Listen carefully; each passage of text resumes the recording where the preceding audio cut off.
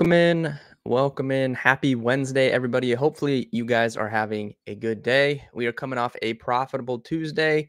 Went 1-1 on the video yesterday, but the pick that we did win was over plus 200. So, still profited a unit. Shout out to Colombia for that draw against Brazil. That was a good read by me. A lot of people on my timeline were taking Brazil in that game. Brazil jumped out to a 1-0 lead off a banger goal in the first half, and I saw a lot of people chirping. A lot of people were on Brazil yesterday, but Colombia clutched. I think Colombia was the better team for the entire match, and we got that over a plus 200 cash there. So a 1 unit profit day yesterday on the video. Today is going to be a one pick video for the baseball slate. I have one play that I really like. I'm doing this a little bit earlier, so I haven't done the bulk of my research yet, but there is one play that I really like that we're going to give out here on the video. No soccer today, or actually, there is a game tomorrow. I think in Copa. I think Argentina plays tomorrow. I have some bigger unit plays coming for the knockout stages here. There's a parlay that I really like. That's probably going to be a 3 or 4 unit play, and there's a matchup that I think is mispriced. That's probably going to be a 2 unit play. So stay tuned to the Discord and my Twitter later in the week. We do have some bigger unit plays coming in the soccer street. Some stuff I really like in the rounds coming up. All right, let's get to it. One pick for baseball today. It's one of the earlier games here at 6:41 Eastern. Boston Red Sox against the Miami Marlins. We are taking the over 8 runs in this game. So if you can see on my screen here,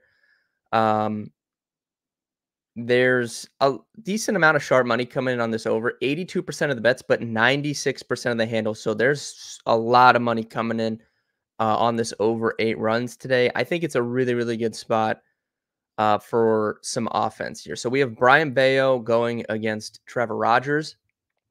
I was a big fan of Brian Bayo last year, and the Red Sox have a very good pitching coaching staff in terms of their development. A lot of their pitchers have taken leaps forward this year. Brian Bayo has regressed, and I don't really know if I can pinpoint exactly why. If we look at his just numbers in general, I mean, his expected ERA is pretty much on par with what we saw from him last year. Last year it was 4.16. This year it's 4.40.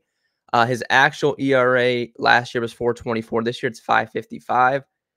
He's never been a high strikeout pitcher.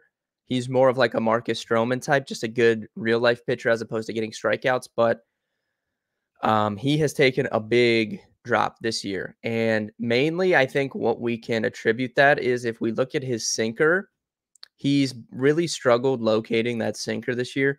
Last year, he allowed a 278 batting average with his sinker. He throws a sinker almost 50% of the time. So, that's kind of concerning. But then this year, that's jumped up to 341. So guys are just destroying that sinker this year. He's not locating it, and that's led to a lot of his problems in terms of allowing runs. And if we look at the Miami Marlins, they don't have a good offense really against right-handed pitching. They do have a good offense against sinkers, though. 401 WOBA as a team this year against sinkers. If we go last year and this year, it's 385. Really, really strong numbers for the team against sinkers. And then if we look at the opposite side of the game with Trevor Rogers, he's been okay the last few starts, but this is not someone that I'm scared of attacking. He high walk guy, so he can run into trouble pretty quickly. He's got a 5.18 expected ERA, which is not good. And he pitches from the left side, and Boston is very good against left-handed pitching.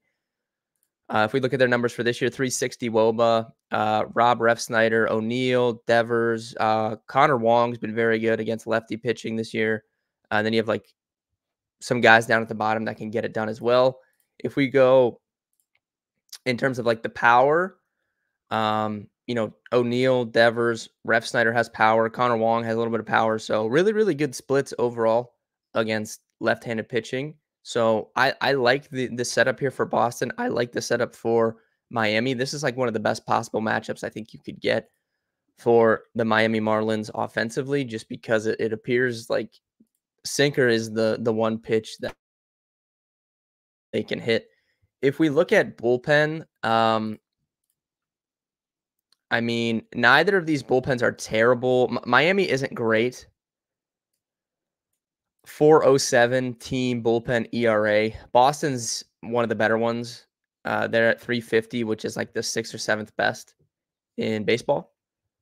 But yeah, I think this is a really good spot for both offenses. So I don't really want to mess around and take a side. I'd rather just root for the offenses here. And we're going to take that over 8 runs. I do want to check the weather, though, and just see if that supports our case at all.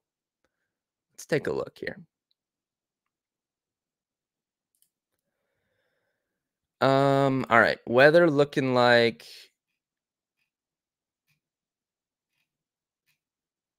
why is this game not on my screen here?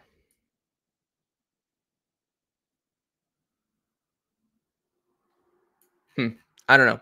The weather is not popping up for some reason for me. So I don't know if the weather's good or not, but hopefully it is, and that would kind of increase. Oh, it's in Miami. I'm so stupid. Why did I think this game was in Boston? So disregard that entirely. But apologies for that. I'm still asleep. All right, Boston over 8 runs is going to be the pick today, though. So, like I said, if you made it to the end of this video, you can laugh at me for thinking this game was in Fenway. Drop a comment for that, like the video, and subscribe to the channel so you know when I post these videos every single day. And stay tuned, like I said, to the Discord and my Twitter. We have some bombs we're about to drop in this soccer tournament this weekend.